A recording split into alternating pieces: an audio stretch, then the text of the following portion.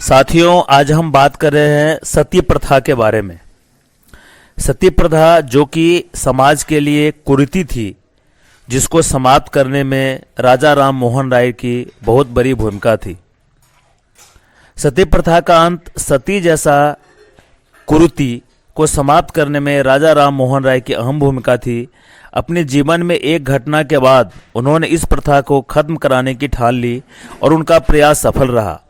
आइए आज जानते हैं इस प्रथा के बारे में कुछ अनसुनी बातें। तत्कालीन ब्रिटिश भारत के governor general Lord William Bentinck द्वारा 4 दिसंबर 1829 को बंगाल सती रेगुलेशन पास किया गया था। इस कानून के माध्यम से पूरे ब्रिटिश भारत में सती प्रथा पर रोक लगा दी गई। रेगुलेशन में सती प्रथा को इंसानी प्रकृति की भावनाओं के विरुद्ध बताया।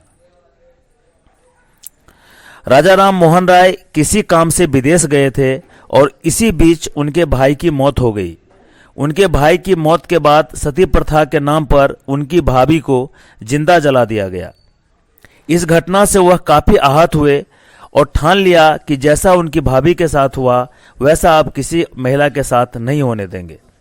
यह एक ऐसी प्रथा थी जिसमें पति की मौत होने पर पत्नी को चिता के साथ में जिंदा जला दिया जाता था।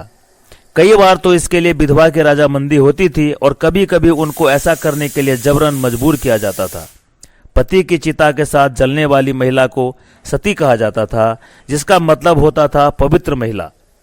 मुगलों के शासनकाल में सबसे पहले हुमायूं ने इस प्रथा पर रोक लगाने की कोशिश करी। उनके बाद अकबर ने भी सती प्रथा पर रोक लगाने का आदेश दिया, लेकिन यह हो नहीं सका। 18वीं सदी के अंत तक इस प्रथा को कुछ इलाकों में बंद किया गया, जहां यूरोपीय औपनिवेशिक शासन था।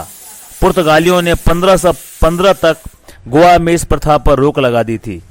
डच और फ्रेंच ने इसे हुगली, चुनचुरा और पांडिचेरी में बंद किया।